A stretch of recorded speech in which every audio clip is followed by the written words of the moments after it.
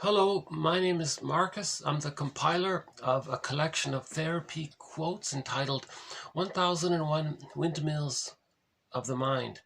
This is a collection of quotes taken from what's called the psychodynamic or the psychoanalytic perspective, which, as I understand it, was called philosophical medicine long ago, because this perspective seeks to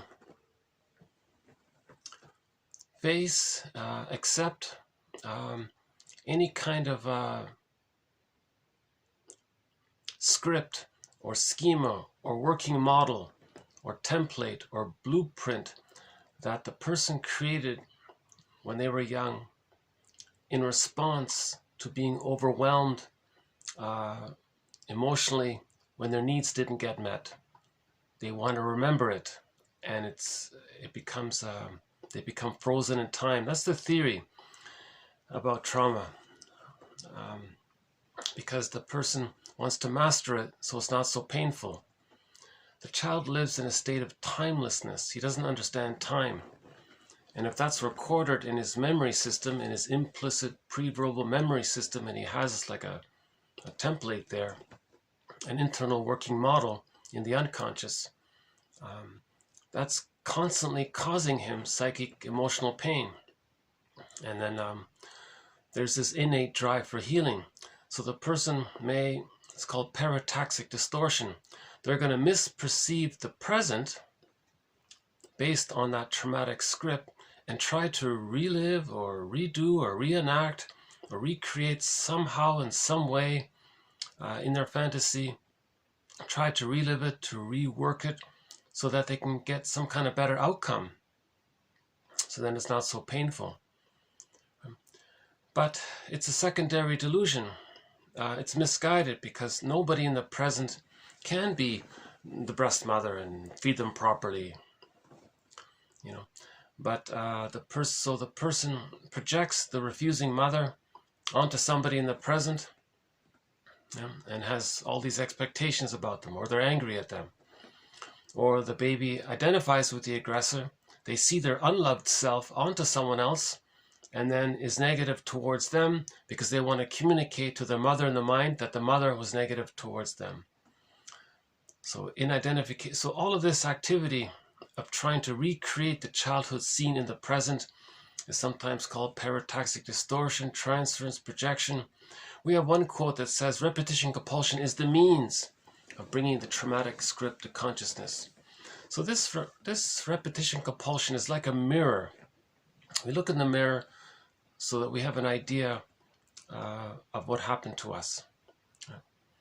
So projection is the means of bringing repressed material to consciousness. If the baby identifies with the aggressor, so the baby was innocent, they adopt the mind of the mother who was rejecting. So later in life, they become rejecting towards others to communicate that when they were a baby, their mother was rejecting towards them. And they can be stuck like that. They can spend their whole lives being negative towards others to communicate that when they were a baby, their mother was negative towards them. And they do it over and over again, like Sisyphus. That's the main idea about Sisyphus. A person is repeating something over and over again, not realizing that his behavior is actually meant to be a mirror for him to see the truth, that the mother wasn't emotionally available. Not blaming her.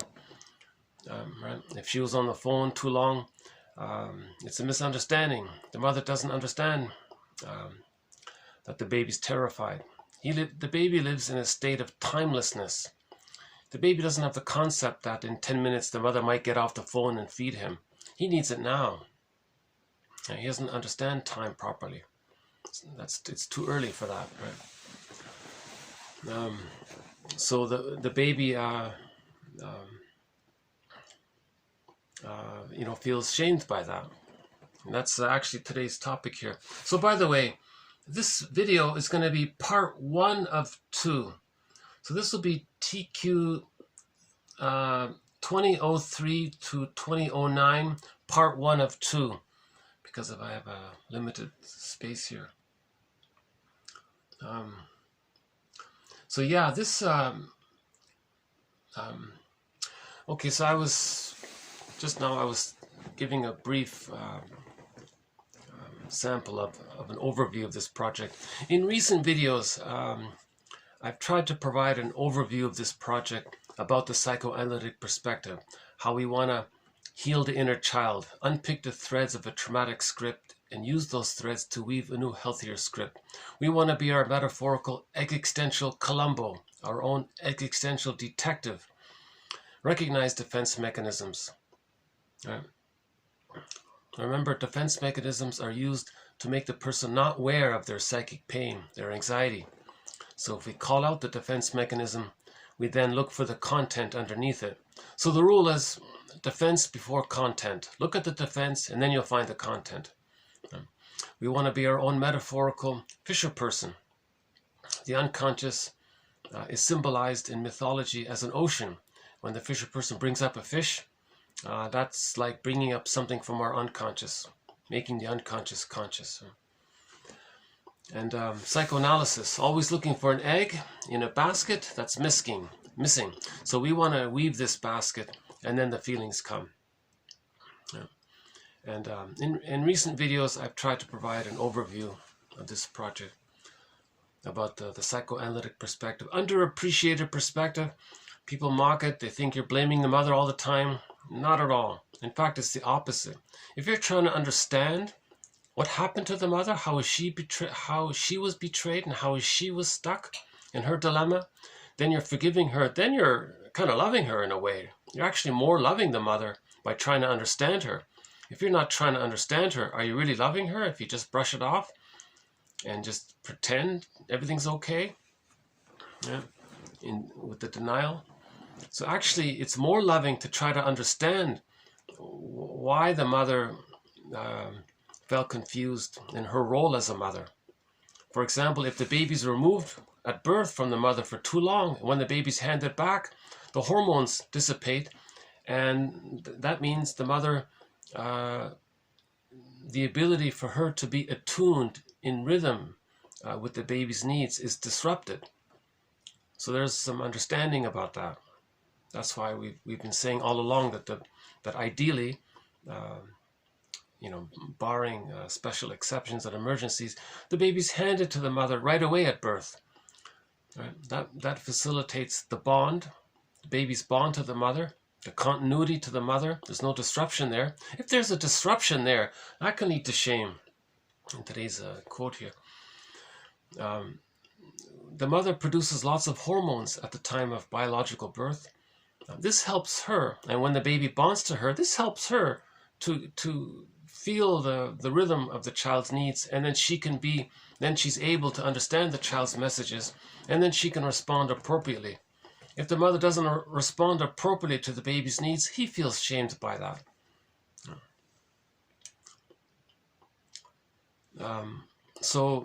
Ironically, I think it's the opposite. I think the psychoanalytic perspective is much more loving than just avoiding the topic of trying to understand the mother, because understanding leads to forgiveness. Forgiveness is a form of love, and love is healing. So this psychoanalytic perspective, we now have over 2,000 quotes from a pool of over 5,000 quotes. We now have 2,000 quotes in this collection. And roughly 30 themes or topics or threads are covered. We have the psychodynamics of prejudice, emotional eating, religion. Every major defense mechanism is covered. The body bears the burden one. And we have an undeveloped thread on shame. No one likes to talk about it. Robert Bly, in an earlier quote, Robert Bly said, "There are 8 words for shame in ancient Greece, 4 words for shame in French, 5 in German, but only 1 in English. That means we don't want to talk about shame. We don't want to think about it." So there's a real resistance to this topic about shame. So that's a quote by Robert Bly in a book called Men Healing Shame and Anthology, a collection of articles on this topic. So just briefly, what's the difference between shame and guilt? I think by now people are aware of it, but just very briefly. So shame, okay, so guilt, okay, it's a burden. You feel weighed down, right? You're kind of slouched over, I guess. But guilt is based on something that's specific. It's determinate. You can identify it. It's specific. It's related to something that one has done, and you feel badly about it. So you're burdened by guilt by it. You think maybe you made a mistake and you feel bad, so you feel guilt. So it's more identifiable. It's more specific. It's right. Now shame, it's deeper. Shame, it's more about who you are, right? You feel like there's a void there. You feel empty, feeling empty. It's indeterminate. You don't know what it is. It's unspecifiable. You can't really name it. It encompasses the entire self, who one is, right? Robert Bly jokes, yeah, we've got these two words. I don't want to lose one of them. That was Robert Bly's joke, because somebody said they're basically the same. He said, Robert Bly, no, let's keep the two words. If you say they're the same and they're only one word, we're losing our vocabulary. We need more vocabulary. Like he said, in other languages, there are 4, 5, 6 words for shame. To try to understand it, to make, if we have vocabulary, we can symbolize our feelings, then our experiences become part of our personal narrative, then we feel complete. Actually, another joke by Robert Bly, he said that when he began researching this topic about shame, he said he read a bunch of articles and he found nothing in them. And the audience was laughing. He was speaking to an audience. Because that's how shame feels. We feel like there's something missing inside. He said the articles had nothing in them. So it's a difficult topic. Okay, another one here. Shame is one of the most painful dysfunctions pervading our society. The shame vaguely felt, scarcely identified, is a painful mystery which most people would rather avoid than deal with. So we'll do a couple of, Robert Bly recommended this book. So back then, apparently this was sort of popular. A guy named Gershwin, Kaufman. It's okay, it doesn't have all the answers, but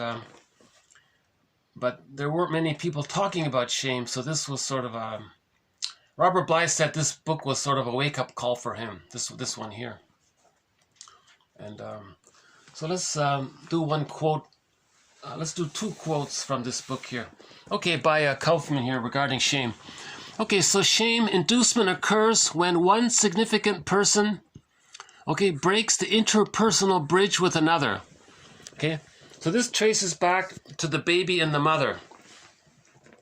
The baby's in the womb for 9 months.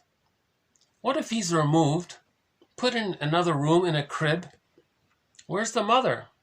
He was relating to his mother for 9 months, and suddenly it's broken. That can lead to shame. Yeah? That's the source of it. That's his theory. If there's a relationship, a close, trusting bond, and suddenly it's broken, that can lead to a kind of shame, he said.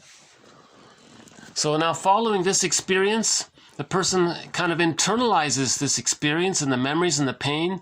So that's called shame internalization, right? And when shame has been internalized, or it's now sort of a part of the person, or it awakens this feeling in the person of being flawed or defective or no good or something like that, then it sort of becomes maybe a part of his identity, right?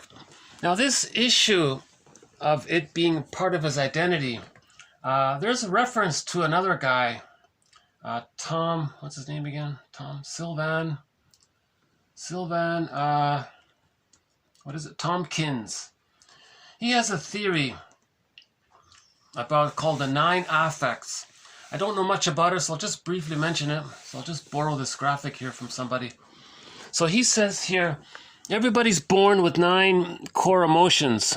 according to this guy. So let's start with the movie. Let's start with the Disney movie Inside Out. All right, there were 5 emotions. Right. So the physiological one, fear and anger. Right. When there's when the amygdala is overstimulated, and the brain sends the person too much cortisol and adrenaline because of the fear. So the person may feel fear and he wants to fight, or if he feels boxed in, he's going to try to fight. Right? So that's called the flight-fight response. And if that's too much, the person freezes. That's disassociation. Disgust is the 3rd emotion. Now, the more psychological emotions, joy and sadness, remember in that movie, they were repressed. They were in this Alice in Wonderland dream world place, right? So they were lost. So this guy here, Tomkins from the 60s, he said, there are 9 basic core emotions every baby is born with. All around, all Homo sapiens, no matter where you are on the planet, right? Planet Earth, somebody said, it took billions of years to create this planet, billions of years. This rock is just the right distance from the sun, not too far, not too close, and we have water. And then through the millions and billions of years, evolution took place, and then there was Homo bodoensis for 1 million years, it looks like us, and then 150,000 years ago, Homo bodoensis, according to one theory, evolved to Homo sapiens. So we're all Homo sapiens, and Tomkins says all Homo sapiens are born with 9 core, basic, innate, sort of set emotions. Other emotions can spring around them, but this is his theory here. I don't know much about it, so I'll just say it briefly. Can you see it okay here? Hold on a second, let me unplug this here. Is that better? Well, okay, he says, so we know about, okay, so joy, right? So there's a range there. You can feel enjoyment, or you can feel just joy, or some enjoyment. And so there's a range there. Light joy, mild joy to much happiness. He says interest and excitement are sort of different. You might be interested in something, you're curious about it. What is it? You like it. It's a positive emotion. There's a certain delight in your interest, in your research. Now, sometimes you're very excited about it. So he distinguishes interest, excitement from enjoyment and joy, right? So that's an added one here. A neutral one, he says you might be surprised about something or startled. That's neither negative or positive. It's sort of a neutral one. Maybe you get an aha, or maybe it suddenly starts raining, but it doesn't bother you. It doesn't please you. Oh, look, it's raining, and you're okay. You're just a little surprised there about something. So the sadness one, we know, he calls it from distress to anguish, a range there. Fear, we know, he ranges it from fear to terror, he says here. The anger one, the range is from anger to rage. Now the other one, disgust, we know, in the Inside Out. So the 5 from Disney. So we've got disgust, anger, fear. Disgust, anger, fear. Those 3 we know, right? And sadness is here. Okay, so sadness, disgust, fear, anger, we know. And then the joy's up here. So Tomkins adds interest, excitement, this one here, and this surprise one. And then dis-smell, if you don't, something smells wrong or tastes wrong. Distaste or dis-smell. He thinks that's sort of a separate category. Now here's the thing. He says shame, humiliation is one. He says this relates to our identity, right? If we feel trauma at our core, we feel this kind of shame, humiliation. So he thinks this is something that we're sort of set in to feel. If the bond between the mother is broken, or if the baby doesn't get their needs met, they're going to feel this, right? So this is underneath it. Now, as a defense against, if this is too painful, the person can become very angry about it. Now the anger might be a defense against feeling this, you see, or the manic excitement might be a defense against it, right? Now if you accept it, maybe you feel sad about it, you see. So they're a little bit linked there. So maybe there really should be a thread on shame. I don't really have it as a thread here, but I'm starting to think maybe, you know, Robert Bly took a lot of interest in this topic of shame. He has some audio material about it. One of it, he has a 1-hour lecture that's widely available on shame. So there's Robert Bly there. In one of his audio sets, he's got a 12 tape set here, right? The shadow, very good. You got to listen to this 4 parts about the shadow. This one about the naive male. This one about the masculine road. And here, number 9, number 10. Does it show up here? Not sure if you're seeing it. Okay, the power of shame number 1. It's about 30 minutes. The power of shame number 2. Should we see? We can play a bit of it. Hold on a sec. Let's see. Will it show up here? Hold on. I've got a very slow connection here, so maybe not. No? Okay. Anyways, here's an audio lecture about shame by Robert Bly. No? It might click in about half a minute or so. Another thing one can do is in the search engine in this channel, just type in the word shame, right? Or go to the Twitter page and type in shame, and right. So and some quotes will come up about it. Hold on a sec. So in the Twitter, if you go to my Twitter, just type in from, okay, my account name, space, type in the word shame, or anything you want to search, okay? So you type in from, colon, my Twitter account name is here, and space, and then whatever word you want to search. If you want to search envy, type in envy. You want to search guilt, you want to type in projection, you want to type in rationalization, splitting, the moral defense, whatever. So you can try shame. So for example, Fairbairn concluded that one source of shame resulted from the child's attempt to deny their parents' badness by taking the badness into themselves, thus keeping the parents good.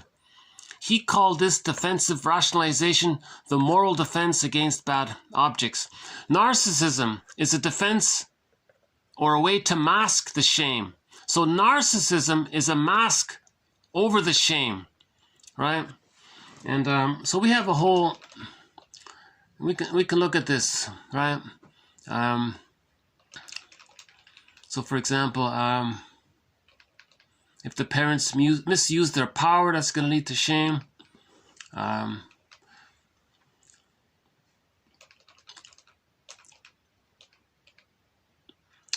Okay, shame is an affect that follows the revelation of a previously hidden shortcoming of the self, as defined by the disparity between one's self-image and the goals set for the self by the ego ideal, right?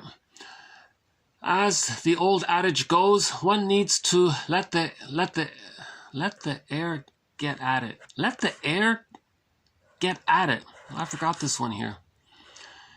Okay, it is only when shame reaches the light of day that the healing process can begin. The presence of others allows in that light of day. Our clients need to be able to trust that we will. Now, if there's a part here, you got to do a search for it, for all of it. So, you know, that's one way to start.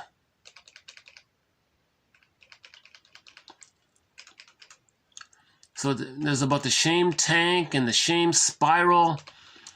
You know, Robert Bly talks about the shame tank. And then there's the shame There's one about the shame fallacy, the shame guilt dilemma. Shame is a negative therapeutic reaction. The negative therapeutic reaction quite typically enacts the symbiotic circle and the shame guilt dilemma. In other words, you want to get better, but if you have unconscious shame, maybe you don't get better. You have to face the shame, right? Shame is the affect of indignity, of transgression, of inferiority, a wound felt from the inside, and inner torment, tales of inner turmoil, the source of many complex inner states, rooted in significant interpersonal failure. Okay, significant interpersonal failure. That's an insecure attachment style with the mother, where she's more misattuned than attuned. No other affect is closer to the experienced self. In other words, if you can feel your shame, you can feel yourself. If you want to feel your sense of self, feel your shame, because they're the closest ones there.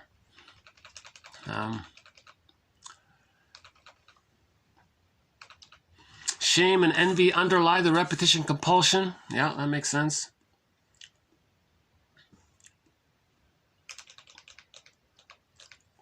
It has rightly been said that guilt brings material into analysis while shame keeps it out. That's how difficult it is. Okay, you got this thing about the eagle ideal, intergenerational trauma. So it's a huge topic, you know.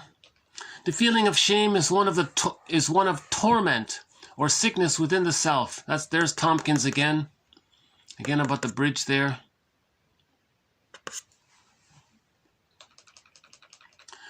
Oh yeah, this one guy here, he flaunts his shame. He feels shame, so he flaunts it in people's face, and then he thinks he's showing people that he's mastering it. You see, so if a person is very rude, he's trying to advertise that he's above it. See, so he flaunts it. He feels it, so he flaunts it. Then he thinks he's showing people that he masters it. Other people is impressed by it. This shameless behavior is perhaps the ultimate source of Jackson's power over the group. So in this group therapy, one guy felt a lot of shame. He was very rude, and then people were kind of attracted to it because they thought he mastered it. By advertising it, they thought he mastered it, so he one-upped it, and people were entranced by that. That's what he was talking about here, right? So again, some people try to turn the tables on shame by flaunting their condition, right? To avoid shame by becoming the shamer and making others look bad. And then people watching this are impressed, you see. So ironically, people who are, again, the flaunting of shame leads to exaggerated shamelessness. Okay, he's kind of ugly, and I'll put it that way. So he shows his rudeness or ugliness. It means he's flaunting his shame. He's an exhibitionist of his shame, right? As evidence to the self and to others, as proof that he can handle it, that he can manage it. Thompson calls him the daredevils of shame. You know. So you feel anxiety, you do the manic defense, right? So there's a lot of ideas about it. Oh, there's the one about Robert Bly. When I started reading about shame, I must have looked at 20 or 30 articles, and there was almost nothing in them. And the audience was laughing about it, right? And, right. Shame can be rooted in a parent looking to the child to make up for the parent's deficiencies.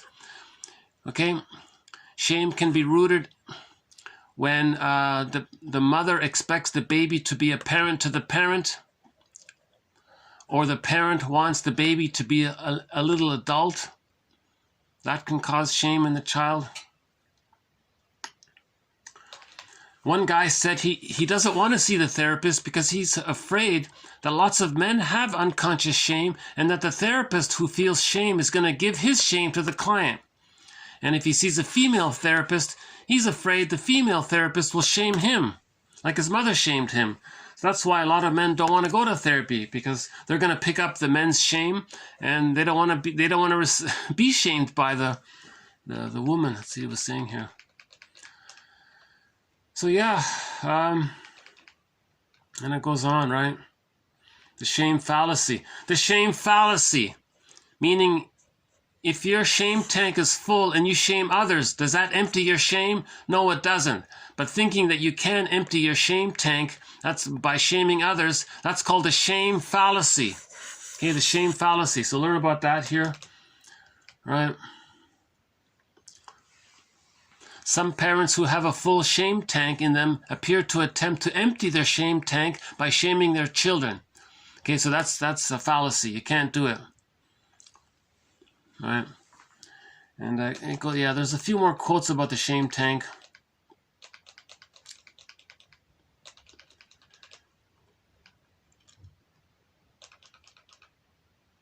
When a person's shame tank is full, they will use all kinds of logical fallacies, rationalizations, right?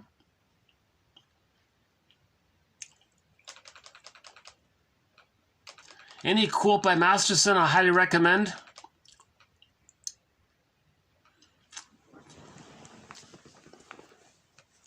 So that's just one additional resource to search for the quotes that we have so far on this topic.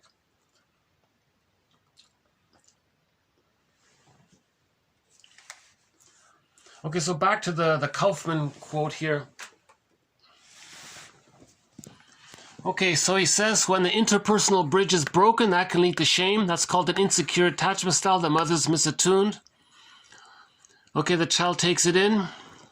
Tomkins says, yeah, well, we're born to have this feeling of shame if we don't get our needs met.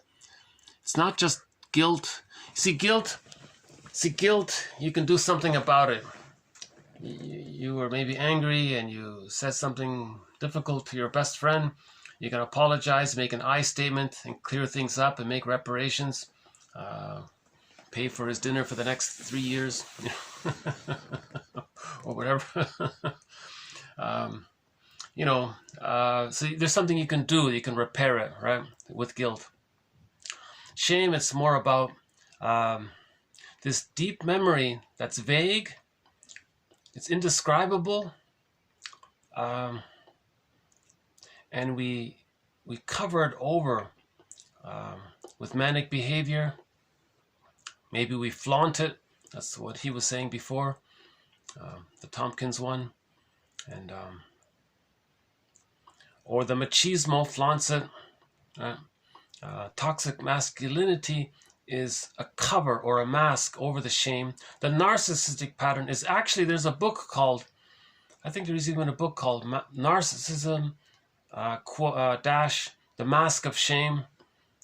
Grandiosity is the mask of shame, things like that. So we want to face some of this, right? Whenever the expression of a particular emotion, such as sadness or fear or anger, is followed by a parental response which induces damage to the core identity, meaning shame, then the internalized affect shame bind results. So he was making the point, let's say the child has some other emotion. They're sad about something, they're scared about something, or even they're angry about something. And then the parent attacks their identity. Now the child links his feeling to the shame. So shame means the person loses his sense of self. So now in the future, if he ever feels an emotion like sadness, which he can deal with, fear, which anxiety, he thinks, no, I'm not going to face those feelings, because those feelings will trigger the original shame that he got from his parents by it, right? So he calls that the affect. What do you call it again? The affect shame bind. So shame, when another emotion is closely linked to shame, meaning the baby wanted to say something, the mother shamed him for it, then he's afraid to say something because it reminds him of what his mother did to him, and that brings up the shame. So in later life, he may be afraid to speak up or whatever, right? Just for example. Okay, so his example was a child is shamed for being afraid, right? A child is shamed for being afraid. He will learn that there is something wrong with him whenever he feels scared. So he's afraid to say, I feel scared. Right? Some parents say, you know, and almost every self-help book will give this example where they have the memory of their parents saying to them, if you don't stop crying, I'll give you something to cry. They say some really worse thing. So the child is already distressed and the parent shames him for it and frightens them more. Shame is the most humiliating, the most disturbing emotion. So the parent says, I can't handle this medium range emotion. The parent says, I want you to squelch that. And how does the parent get the child to squelch his medium, doable, manageable emotion? He induces this shame response related to it. So in later life, that becomes a traumatic script. So he repeats the traumatic script, right? In some way. Now, how does he repeat that traumatic script? Let's say that child grows up, becomes an adult. He has a child. The child has a feeling. He does to the child what his mother did to him. So that's called intergenerational trauma. The parent shames the child because where do emotional abusers get their ideas from? From their parents. Now, all of this is a mirror. If the parent is shaming their child, that's for them to see that when they were a child, their parent shamed them. You see? When a person's doing something negative to someone else, that's a mirror for the person to realize that when they were a child, their parents did something negative towards them, at least from the baby's interpretation of their parents' behavior. Because maybe the parents did something fairly benign, but the child interprets it in a strong way because of their small size, because of their fear. Right? And we talked about this issue in previous videos of why a baby might think the mother is a devouring monster. Right? That takes a bit of time to go through that one here. So there's a book called So the Witch Won't Eat Me. Right? The baby wants to eat. The baby's fused with the mother. Because of the fusion, he may think the mother wants to eat him. Right? So in Hansel and Gretel, the witch wants to eat the children. The fairy tale describes this phenomenon. Fairy tales describe psychology. Yeah, this is a difficult topic. Yeah, I'm starting to feel how difficult it is. A particular emotion can spontaneously activate shame without shame being directly induced. For example, the need shame bind. Just like the affect shame bind, so shame can be linked to emotion, shame can be linked to a need. Same idea. So if you have a need, that triggers the shame. So the need shame bind arises in an analogous manner. Okay, now Kaufman talks about this. He has this thing called the shame spiral, meaning something triggers you. For example, you have a need, that triggers the shame. Okay, now these shame feelings and thoughts, they trigger each other until finally the self is feeling engulfed in all of this shame feelings. He calls this tail spinning or snowballing. Okay, he calls it, that's the shame spiral, right? So you had a need, you got shamed, you feel bad. Okay, so what he's saying is, if the person is in touch with the need, that triggers the shame. Okay. Now, the shame triggers the emotion. That emotion triggers the shame. That shame triggers the emotion. The emotion triggers the shame, and there's a spiral, right? And they trigger each other back and forth like this. And then the person is engulfed with these feelings of shame. And then what does he do? okay, he might get very angry at others to create a distraction, or he might get a physical symptom. Sarno says he might get a physical symptom, and the physical symptom serves as a distraction against the shame. So the physical symptom reveals the shame, but it hides the shame. Right? Or the person might be rude. Prejudice will come from that. He'll be rude towards others and rationalize it. So prejudice reveals the discriminator's shame, but he tries to hide it through his what's called rationalization, by these fake excuses, these using pseudo logic, fake logic. The best way to tell a lie is to include a few crumbs of truth to it. A half-truth is the father of many lies. So there's many ways he can hide it. So a person who engages, so the prejudiced personality is filled with shame, right? So if they're negative towards others, okay, that's the prejudice. They're revealing the shame, but they're concealing it by why they're prejudiced towards others. Now, all of that's a mirror. One author says, look, mother in the mind. He's talking to the mother in the mind. Look, mother in the mind. When I was a child, I had a need. And then I got scared. And you rejected both. You threatened to abandon me. Interpersonal break there. So I felt shame. So my need is triggered to the shame. My feeling is triggered to the shame. Now I'm going to show you, mother in the mind, what you did to me. I'm going to find some non-threatening substitute other. Okay, someone who represents my innocence. They're safe, in other words. Because when I was a child, I was safe to you. Right, mother in the mind? When I was a baby, wasn't I safe to you? Well, I'm going to find someone else there who's safe. Right? Who represents me. I'm going to do to them what you did to me. I'm going to say shaming things to them. I'm going to say belittling things to them. If they say they have an emotion, I'm going to shame it. To show you that when I was a child, I had an emotion and you shamed me. That's called a negative magic gesture. Now, this negative magic gesture, this repetition compulsion, doing to others what was done to you to communicate what was done to you, this is a mirror. Okay? This is a mirror. A person observes this in himself. That's like a mirror. Then he can see what happened to him in childhood. That's how the psyche is trying to get the person to heal, by creating this mirror. Okay? There's this innate drive for healing. He's trying to communicate.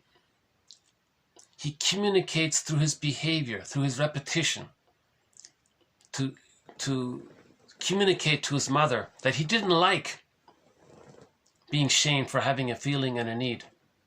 Yeah? So he's saying to the mother in the mind, I didn't like what you did to me. I'm angry at what you did to me, and I'm going to show you. I got to somehow show you what you did to me. I'm going to show you what you did to me, mother in the mind.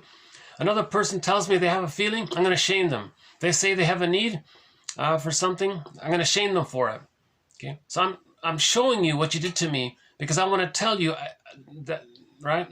And I'm angry when I do it. That I'm angry at you, mother in the mind, for shaming me for my feelings and needs. So now, if the person can observe this about himself, that's a mirror for him to see that his mother shamed him for his feelings and needs. You see? So that's the push towards healing. Now he can accept that this idea of shame. Maybe he'll read Tomkins. He's a difficult writer. I haven't read much of Tomkins, but you can start with Robert Bly or maybe this Kaufman one. There are some other books about shame. So that's about the tail spinning one. Yeah. So that's the idea. That's his idea about the tail spinning. Yeah? The tail spinning is when a baby has a need. If the need gets met, he feels good. So needs and feelings are linked. Okay, needs and feelings. There's a close link between needs and feelings. If the need's not met, then he gets a feeling of a negative feeling. He feels hurt, sad, angry, etc. Right? So needs and feelings are linked. Because they're so close together, they're both going to be linked to shame. So if the person feels some kind of shame, that links to the need and the feeling and the shame, and the three of them loop around. And he calls that the shame spiral. And that can fill up the shame tank. Now it's a fallacy to try to shame others thinking you're going to empty your shame tank. That doesn't work. It doesn't work like that. Right? That's called the shame fallacy. Thinking if you shame others, you're going to feel better. Doesn't work. All you did was trick the brain to send you a little moment of serotonin, because when someone puts themselves in the one-up position, from the mammalian brain's point of view, from its point of view, they think they're safer, so that it sends the person serotonin. That's all they're doing. It's like eating junk food, thinking you're getting love. You're just tricking the brain to send you serotonin. That's all. It doesn't heal. Right?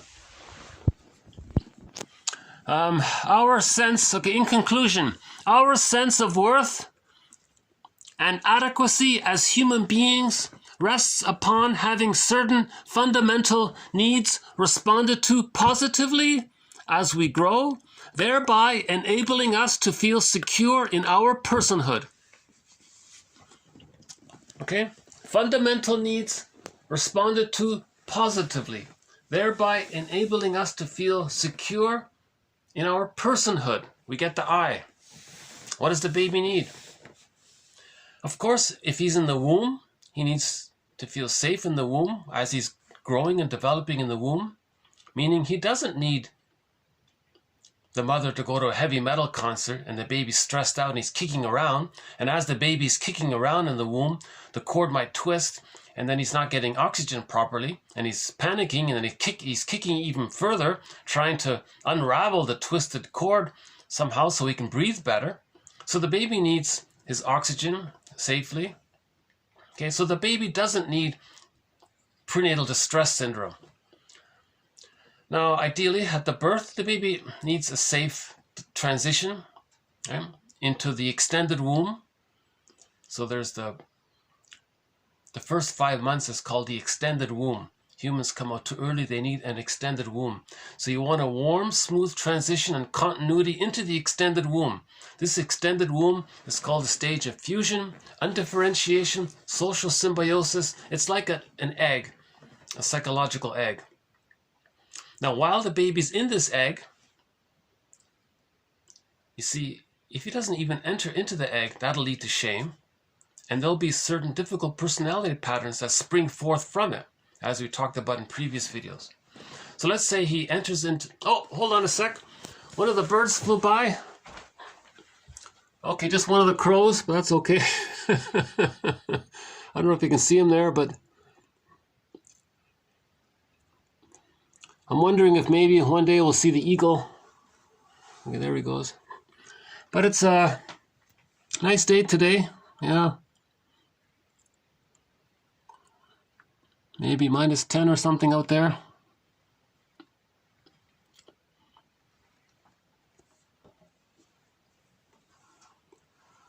Yeah, you can see it. You can see the ice is melting across the way there.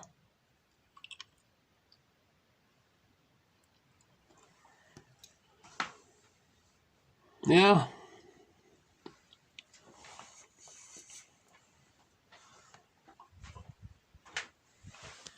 It's always nice to have the blue sky. You know, this video is going to cut out fairly soon. So when this video automatically cuts off because of storage space, then I'll see you in part 2 and we'll continue this topic about shame. So the baby needs to get what's called his symbiotic needs met. The mother's attuned. It needs to be optimal. Unconditional love. Unconditional love by the mother. No conditions. Whatever the baby needs, you got it. On time. Just in time. Right on time. This has to continue from birth to 5 months. If he gets his symbiotic needs met, then he can hatch out of that psychological egg. And he can begin the differentiation process. Now, from 5 months to 18 months, the baby, his fundamental needs is to be seen and accepted by the mother. So when the baby is exploring and playing with his toys, he's going to look at his mother's eyes for her response. Is she okay with him going through the separation individuation process toward the psychological birth where he has his I, his sense of I? Can he have his I? The mother looks with delight, pleasure, interest, curiosity, excitement maybe, that the child is going to be a unique person. Nature's greatest miracle, she accepts that, meaning the child doesn't get the idea that his purpose is to serve her, to take care of her, to comfort her, to be at her beck and call, do what she wants all the time, to be an extension of her. The child gets the sense that he can be himself, so he's seen. Okay, at 18 months, the primary narcissism dissipates. So now he realizes the world is not everything is about him, that there's two people now.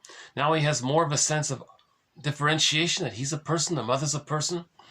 Between 18 months and 36 months, the child needs safe, creative play with the mother. Yeah, it's called communicative matching, like improv. And the mother shares her knowledge appropriately. And the child really gets a sense that he can be himself. So at the age of 36 months, all of these positive memories consolidate. They become a part of his mind. It's called the holding introject, or the internalized good object.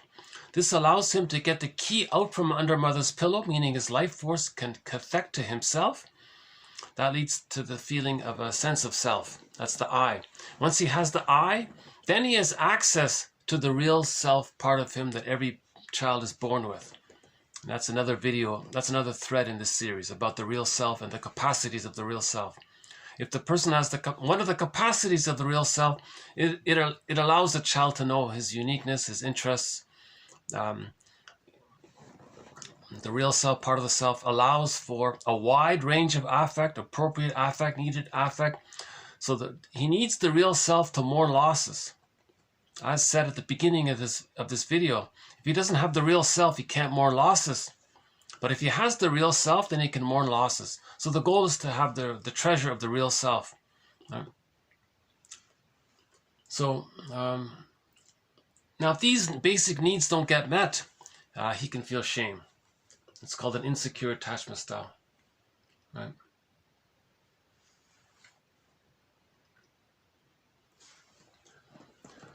So I think maybe we'll just leave it at that for now about this business about shame. We'll do another quote from the same book here by Kaufman here. Okay, so he's talking about projection a little bit. Yeah, it's not a bad quote. I think we can include it. It's okay. So let's add one quote to our thread on projection. Okay, so whenever we see projection occurring, we must look beyond it to the unconscious identification image underlying it. Okay, so that's internal objects, right? The child has a cluster of memories about who he is, a part self-representation, a part other representation. So and it's fragmented. In trauma, it's fragmented. Now, these internal objects can be seen onto other people. So the projection, your opinion about others, okay, comes from the internal object. The metaphor is the unconscious ego is holding a little film projector, a reel-to-reel film projector. He plugs in the reel of the internal object into the film projector, puts it onto the screen, and it gets the person to say that this other person or thing is such and such. Now that's a mirror for him to see what's within. So underneath the projection is the internal object, right? The cluster of memories that the baby had about himself or about the mother. And he can flip them around, right? So what is actually being projected is the internal relationship between the self and the other. Okay? So this is Masterson's point. There's what's called the relational units. There's a part self-representation that feels shamed, that's the shame, and a part other representation, that's the rejecting. That's a relational unit. So if he projects the shamed self onto others, he's going to identify with as the shamer, and he's going to shame the other, meaning he's going to shame himself, if they're linked like that. Now let's look on the positive side. If the part of him that's loved is linked to a memory of the mother being loving. Let's say he projects his loved self onto others. He identifies with the loving part other for him, then he'll be very loving towards the other person. You see? Or he projects the loving mother part onto others, and he identifies with the loved self part, and he expects the others to be very loving towards them. So it's called relational units, again by Masterson. One of our key mentors is James F. Masterson, one of our mentors in this series.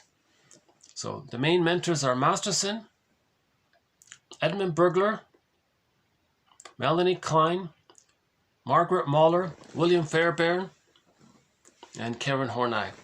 And Robert Bly sort of makes a guest appearance. So more about them later. Okay, so he also makes reference to relational units. Actually, Kaufman, he's sort of a student of object relations theory. He's a student of Fairbairn, actually, I think. Guntrip and Fairbairn, and Masterson and Kernberg and the others, right? Okay, through internalization, the once external drama, okay? The once external drama between the baby and the mother, right? The original external interpersonal dynamic between the baby and the mother, okay, plays out internally. It's his memories.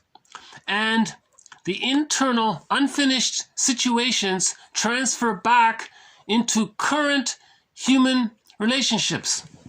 So this is what object relations theory is all about. The baby has an interpersonal relationship. Let's call that horizontal. He has memories of it, and he creates a map around it. That's vertical, internal. Now this vertical, internal, if there's unfinished business there, he's going to project it in his distorted perceptions of others in the present, called parataxic distortion. Right? That's called object relations theory. So if we heal the internal, then we can enjoy the present. But if the internal is too painful, then we're distorting too much, and then we're not enjoying the present too much, right? So we want to heal the internal object relations world. When an image becomes activated, okay, or triggered, right, then we behave as if we're back in this original situation. Okay, so we're living the past in the present, in other words. All of the feelings experienced and beliefs learned, existential conclusions, beliefs learned, false beliefs in relation to both self and other in the original situation become reactivated and relived, right? So we're living in the past and we're seeing it in the present here, right? While projection distorts a present relationship by confusing past with present, nevertheless, the process of projection is the individual's initial and spontaneous attempt at self-cure. Okay, so there's the positive intention. His projection, his replaying his childhood past in the present, that's his attempt at self-cure. That's the psyche's innate drive for healing. He's replaying something. His attempt at self-cure is to create a mirror for him to see what happened to him. That's what he means. The attempt fails. Of course it fails. Right? No person in the present can be the breast mother. For unless conscious differentiation occurs, and along with it, a resolution of the original failure, which unleashed the process to begin with, what remains is an endless sequence of attempts to remedy defectiveness. In other words, a compulsion to repeat. Okay? Yeah, this is a good quote after all. Yeah, I remember now why we're including it here. This is a good quote because of the ending there. The compulsion to repeat. There's unfinished business. It's psychic pain. He wants to relive it. It can't be done. He's going to try. So back to the pain again. He's going to relive it again. And this is the compulsion to repeat. Right? So he's got to face that original shame. Right? He's got to pick up. He's got to call his parents and says that he wants to enter. He wants to talk to them. And he's got to meet them and say, or write a letter and say, you know, when this happened, I felt hurt. Hopefully, the parents by then will. Chances are they won't. They'll just re-trigger it. So you got to be aware. And then now you understand how you got the shame. Now you got to forgive the parents. the parents were shamed themselves. So they're trapped in their repetition compulsion. So the mother, for example, might use what's called the Jocasta style of mothering, where she's in battle with her mother in the mind. So the mother says to her mother in the mind, look, mother in the mind, this child here that I have, your grandchild, I'm going to do to them what you did to me because I want to show you what you did to me. That's how filled with anger she is with her mother in the mind, that she doesn't have the love isn't available for her to love the child. That's one version of the Jocasta style of mothering. Another version of the Jocasta style of mothering, which also leads to shame with the child, is that the mother has a child. The mother says, at last. She's going to project her need for a good parent onto the child and coerce the child, manipulate the child, brainwash the child. It's called menticide, soul murder. She's going to damage the child's uniqueness, to condition the child to mirror her, to be attentive to her, to be considerate towards her, to answer her calls. Because her actual mother didn't do those things. So she's going to get the baby to do those things to her. So she's converting the child into what's called a symbiotic object. Now that means the baby's the mother for the actual mother. Now it can't be done.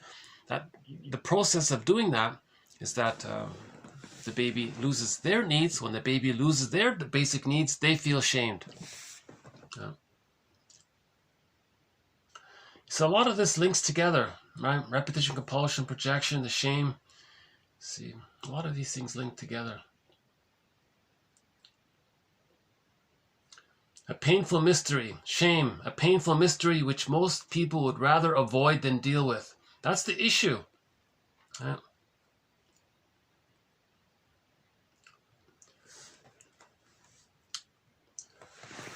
Okay, psychotherapy is also by Kaufman here. Psychotherapy, it's an evolving integration of, well, let's restore the interpersonal bridge. That's called the corrective emotional experience. Let's restore a positive relationship with somebody. The child didn't have a positive relationship with the mother. Well, let's create a positive relationship with another human being. That's called restoring the interpersonal bridge. So the therapist teaches the client how to make I statements. That would be restoring the interpersonal bridge. Now there's a new secure attachment style. Now let's return the internalized shame to its original origins. Okay, so that means you stop blaming yourself. Now you're going to reparent yourself. So identity regrowth. Okay, so now you're going to resume psychological development, leading to equal power, mutuality. I'm okay, you're okay. Part of this process includes projection onto the therapist. Now, when the client projects onto the therapist, the two of them, therapist and client, make conscious and differentiate their relationship from the projected one. Okay, so that's helpful. The client internalizes the therapist's sort of intelligent interpretations, right? And then he can analyze himself now. So the client internalizes the new positive relationship, the analytic mind of the therapist, right? And that becomes a part of him, right? And then he internalizes. Right? So he's talking about a new, I think he's quoting Masterson here. He's going to create a new relational unit. The experience with the therapist in this example, or with a good friend or something. Now you have who supports your development and healing. Bergler says many friendships are just based on two people taking turns playing big shot, just preserving their defenses of narcissism. So the two friends are united to reinforce each other's defense against shame. Never talk about the shame. Just bolster each other's defenses against it. So he takes a turn playing big shot, he takes a turn playing big shot, and that's it. That's the basis of the friendship. So there's nothing, so we're not talking about that, right? If the friend says, if feelings come up for you, I'll be here for you. Yeah. I won't leave you, I won't shame you for it, I'll just be present for you. So then the person has an experience of another person in his life who supports his healing and growth, regrowth, linked to a past self representation that feels supported for his healing and regrowth. That's a new internal object relationship. Yeah. That's what it means here.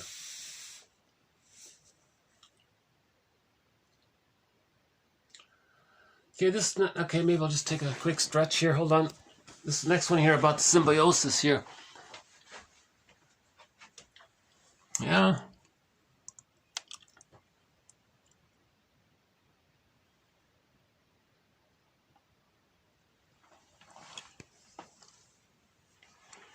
I'm starting to think if I rush through the remaining quotes, I might be able to finish this in one video here. Okay, the next quote. We have a thread on symbiosis, difficult topic. Maybe 3 or 4 months ago, we did several videos on symbiosis. If you type in symbiosis in the search engine, that'll be a good place to start. This is Margaret Mahler's term. It's an approximate metaphor to describe the relationship the baby has with the mother. In the womb, he completely needs the mother. In the extended womb, this continues. That's called the stage of social symbiosis. And the mother is a symbiotic object for the baby, not the other way around. The baby has symbiotic needs. The mother is there to meet the baby's symbiotic needs. If this gets damaged, then there will always be this unconscious desire for symbiosis. And we played that song back in the summer by K.D. Lang called Constant Craving. I think she's talking about this constant craving, this desire. It's called symbiotic desire, this constant craving to fuse with the good breast mother. Yeah. So let's add this quote here. Symbiotic desire. So there's the phrase there. Symbiotic memories persist in the unconscious, either met or unmet, right? In the womb, it was met. After the womb, probably unmet, right? And the first unconscious desires based on these memories will aim at regaining the lost part of the once all-inclusive self. Okay? So the mother is the all-inclusive other to satisfy the baby's all-inclusive needs. So there's the fusion there, right? That's the symbiosis. All-inclusive, unconditional, all-inclusive love. Like a buffet. Everything you want, you got it. Okay, the unconscious memory of symbiosis persists as the prototype of total gratification. So there is a memory of bliss in the womb. Okay, the Garden of Eden. There is a memory of nirvana, bliss in the womb, the heavenly state. Okay, in Demeter and Kor, they were playing in the fields. They were blissful together. They were union together. There's a memory of this kind of fusion and blissful happiness there, right? And the unconscious desire for symbiosis remains as the prototype of desire, as impossible, unsatisfiable, total. It can't be done. Okay, so this is the thing. These romantic songs that say, "Oh, let's fuse together. It's the honeymoon period, and we'll stay stuck to each other all the time." It can't be done. The person will feel engulfed and pinched upon. It's too demanding. No person in the present can be the breast mother for the person.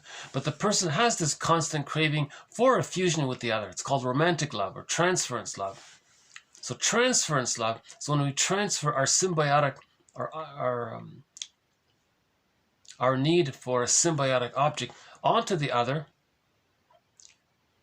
expect them to be the all-inclusive other, and they're there totally for the person.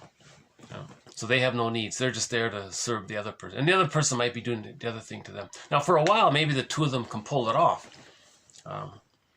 So they're like Siamese twins, or not Siamese. They both read each other's minds all the time. They both know what the others, and maybe for a while it's like that, and it is blissful. That's the honeymoon period of the relationship. People, so we know all about that. A lot of songs talk about this. Right? So I just thought I'd include this quote here for this phrase, symbiotic desire. The template is in there. The template, the prototype, is when the baby was in the womb, or when the baby was safely held in his mother's arms and the symbiosis was there with the mother. That's the template. Now, if that's damaged and it's unmet and it's broken, they're going to look to finish that. That's unfinished emotional business. So they're going to look for someone else to fill that in. It can't be done. That's why it's unsatisfiable, impossible, total. So greed comes from there. Yeah. If the baby didn't get their symbiotic needs met, their concept of the all-inclusive other was the breast. The breast is viewed by the baby as an inexhaustible flow of goodness. So in later life, anything that's symbolic of goodness, okay, something that makes them feel safe and secure. So material, money, of course, matter. So material and money, they share the same root word with mother, meaning mater. M-A-T-E-R in Latin leads to mother, material, money. So anything that's symbolic of mother, they want it all in, but it can't be done. It's past that critical time. That's a one-time deal. You can't still get those needs met. You mourn the loss of not getting it, but you can't still try to get it. Greed is the attempt to still try to get it. So they're greedy and it's insatiable. Right? Now, greed was born. Right? One theory is greed was born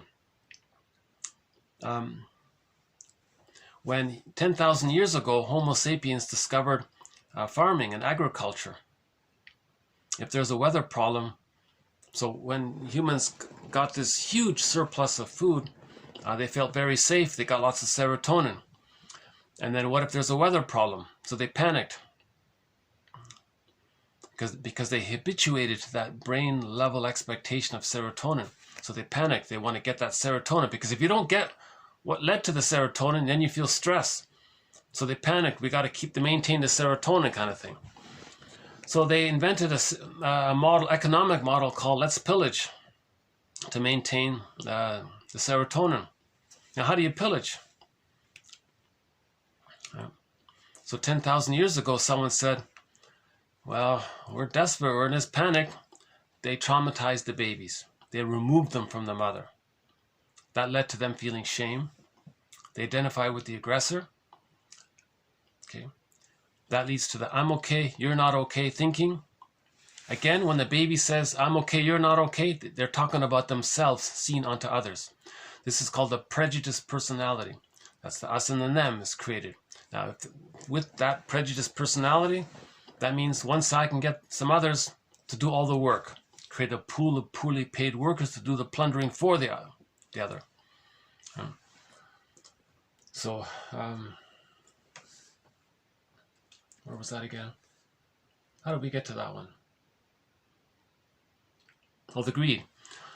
So, now the greed was born. When we suffered the children, in response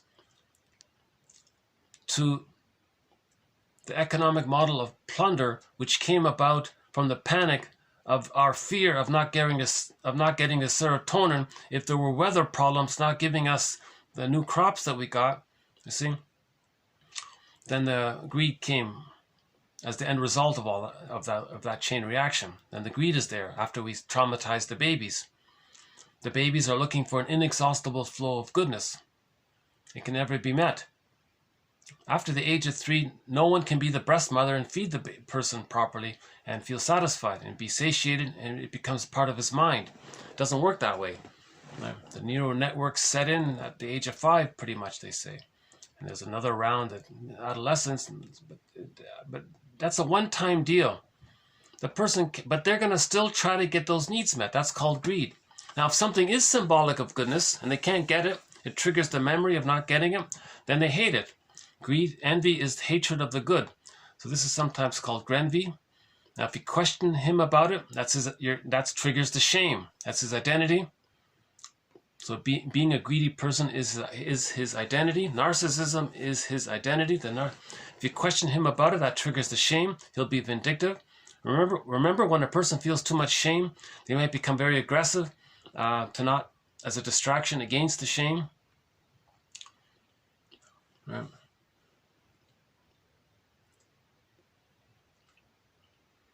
Yeah, see a lot of these concepts linked together. Symbiosis, greed. Okay, next one here. Related to symbiosis here. Okay, in describing this particular client here, there was a case study here by a guy named Helmut Kaiser. Okay, he remarked, so Firestone is quoting Kaiser here.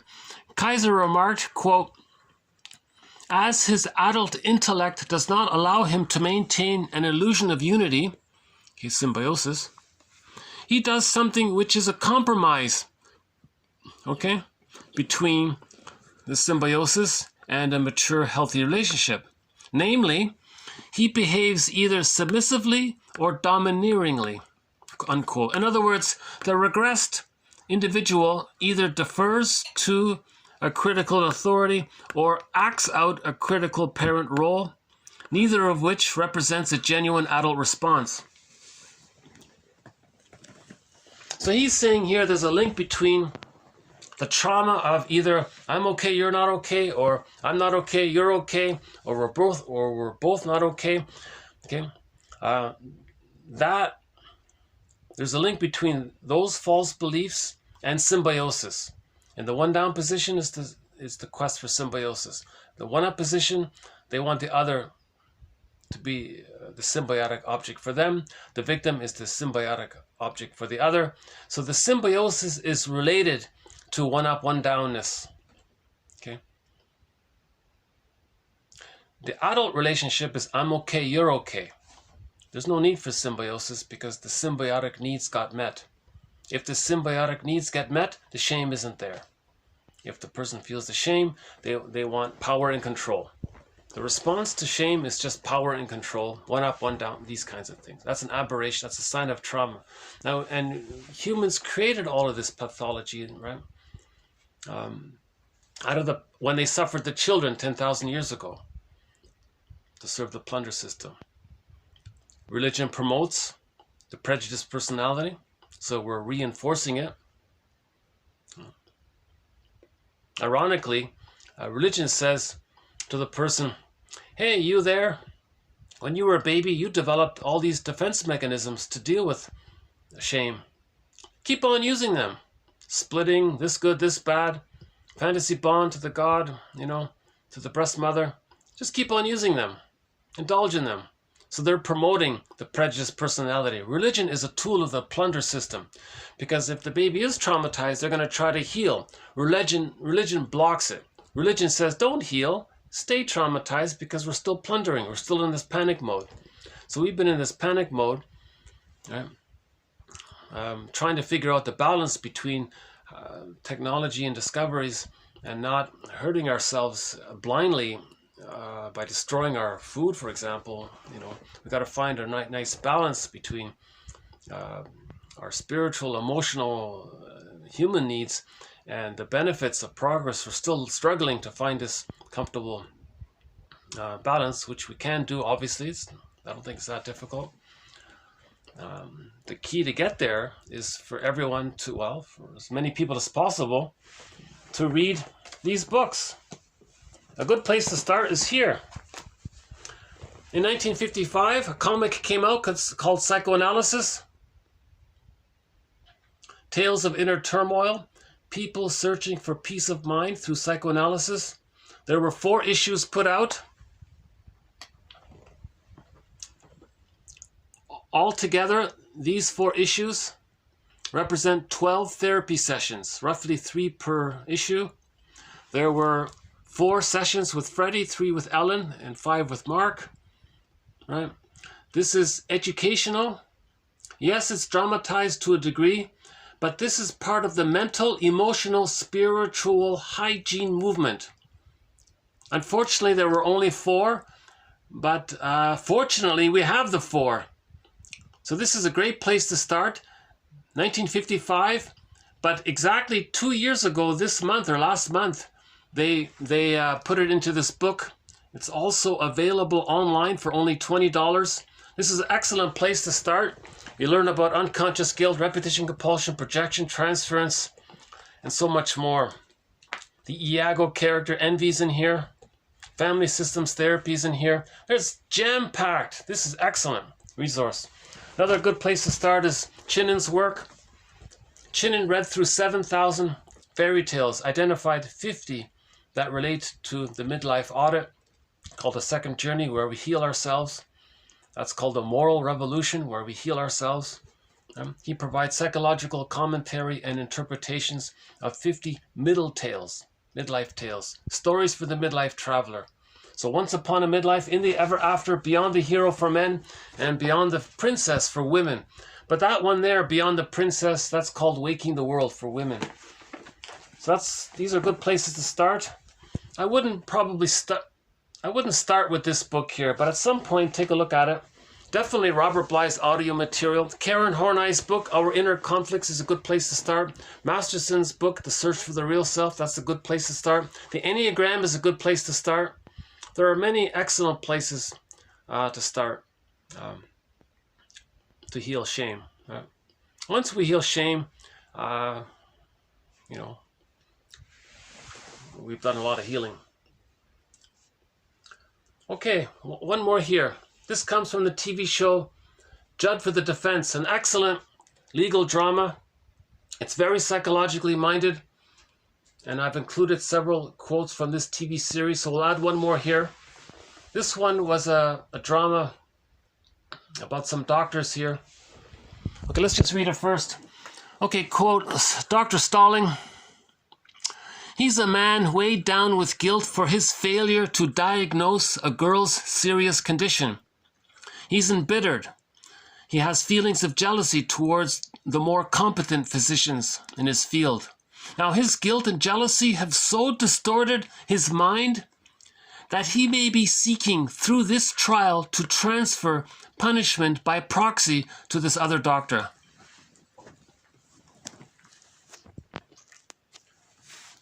So there's this one doctor named Stalling. He's incompetent, doesn't know what he's doing. He's a fake, he's a charlatan, but he got the license. He manages to con people, I guess. An convincing character, but he's a lie, he's a fraud. He's met one young lady and didn't see the obvious. And because of that, she had problems came about from it. Yeah, and because he didn't see it, she was in a coma or something. Or another doctor came along and said, "Oh boy, this girl's a goner." But he tried his best to save her. It didn't work, but he tried his best. Now that second doctor got blamed by the first doctor. So the first doctor the corrupt doctor tried to rig it so that the second doctor is guilty. Yeah. And so that's how it came about. So in the courtroom, Judd figured it out. He figured out that corrupt doctor at some level thinks because he missed the diagnosis with the girl, maybe he should be punished for it himself. But that's too painful. How does he get rid of that pain that he should be punished? He rigged it so that this other doctor, the innocent doctor, should be punished. Yeah. Now that's a fallacy. It's not going to work. You see, so his feelings of self-punishment, feelings of shame about his incompetence, being a fraud, plus his jealousy that the other doctors are skillful, they all combined together and they warped his mind to the point where he wanted to externalize his internal issues onto someone else, and he used the courtroom situation to see if he can get the innocent person to be punished by proxy. He felt he should be punished. He wants someone else to be punished. And he almost got away with it. But that's why I love this show, Judd for the Defense.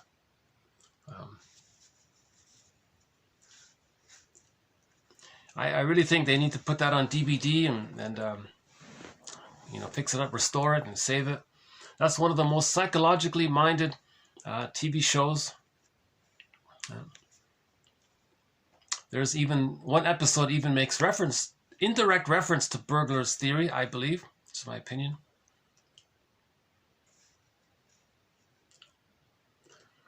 Another recent episode I watched, the theme was the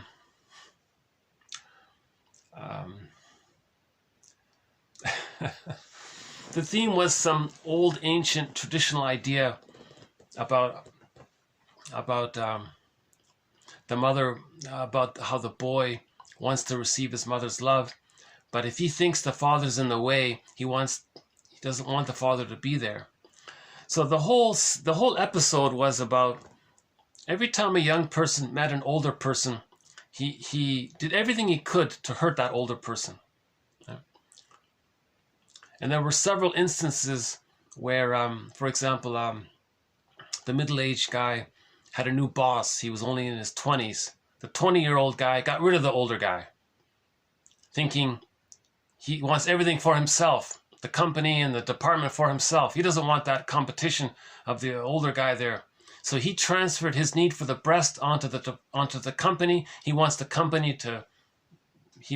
fuse with the company, and he's the baby, and the company's the breast mother. And there's this older, wiser guy there, and he got rid of him for this. So that was the theme all throughout the episode. What was it called? Joe something. Do you remember Joe Baxter? Was that the one?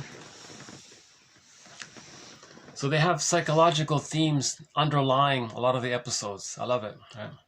Unconscious guilt is one.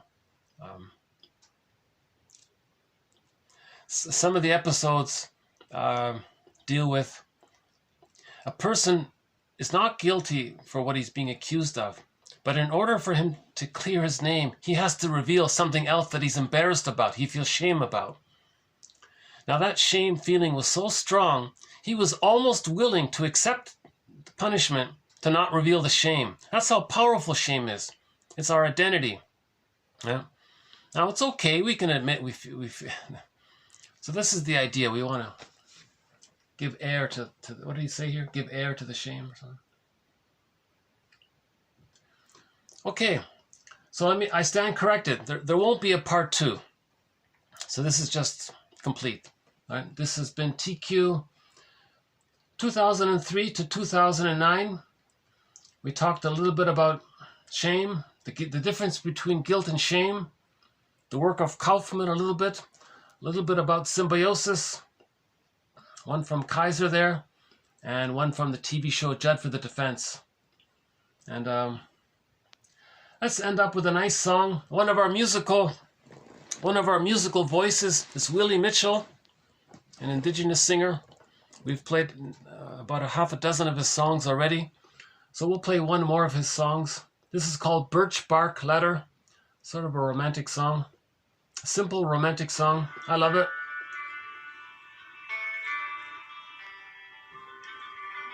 He took some birch from a tree and on the back of it wrote a love letter. Birch Bark Letter by Willie Mitchell. I wrote her a letter from the bark of a tree. I was telling her that I would soon be there. As the fire was lifting, my mind started drifting like the smoke curled in the air. The TV flaps were open and the sun was all alive, and the smoke made everything look old. I've seen her in the fire, and I've seen her in the earth. Everything she touches turns to gold.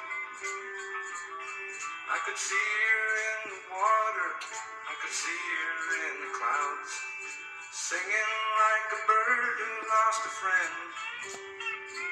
I have prayed to the Spirit, and I thanked Him for our love. I thanked Him for the love that never ends.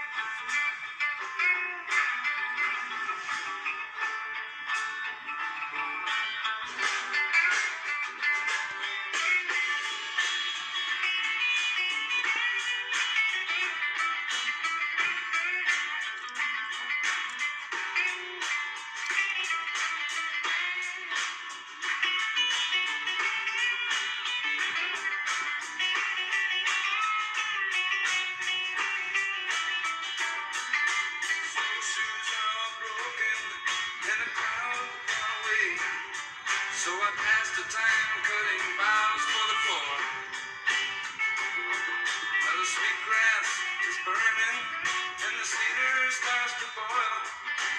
Indigo keeps coming to my door. Oh, the herbs that I search for are nowhere in this land. There's nothing that could ease this broken heart. I wish that I could see you, reach across and touch you, hold you like we've never been apart.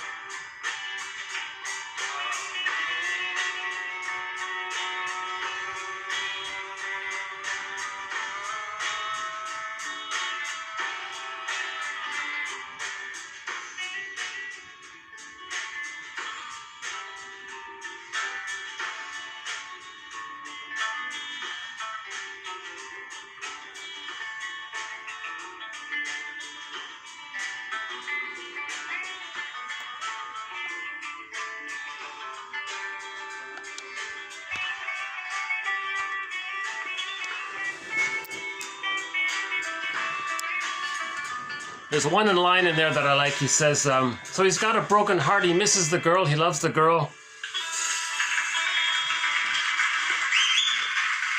He's got a line in there. He says, there are no herbs.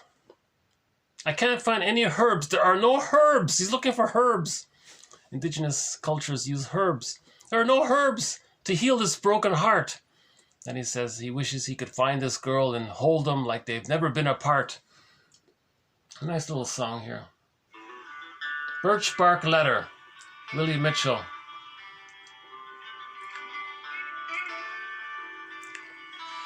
Yeah, okay.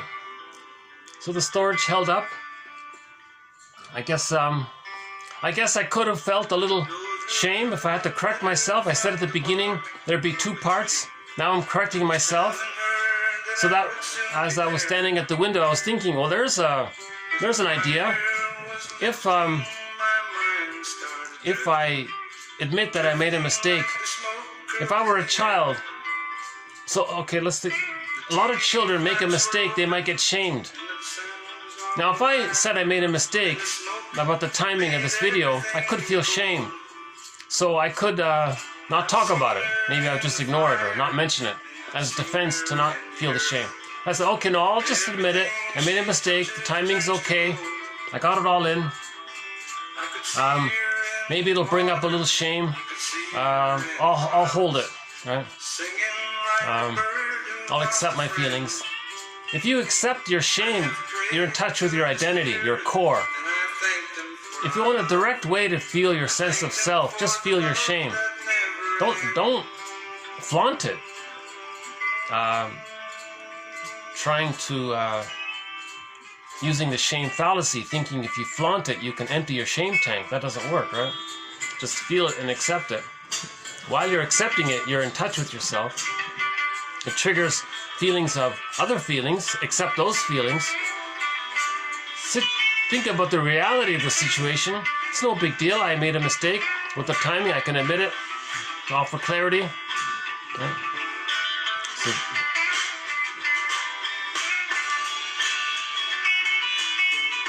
So, underappreciated singer Willie Mitchell.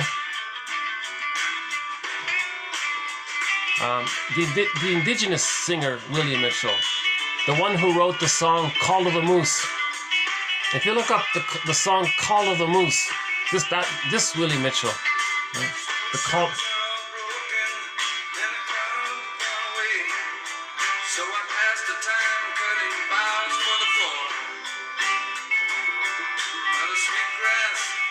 The sweet grass, the cedars. In the last video, we talked a little bit about the Mi'kmaq culture. Right? In that very long video, the last one here, the one that's 2 hours and 50 plus minutes, we talked a little bit about the Mi'kmaq culture and the story, a summer legend.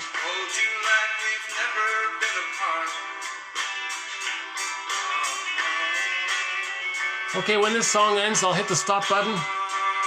So thanks very much.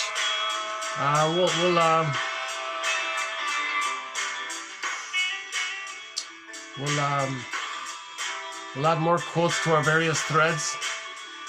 And any final thoughts here? Maybe in the next video I can play that clip from Judd for the Defense. A great TV show. If you're looking for an excellent legal drama, check out Judd for the Defense, starring Carl Betts. One of my favorites.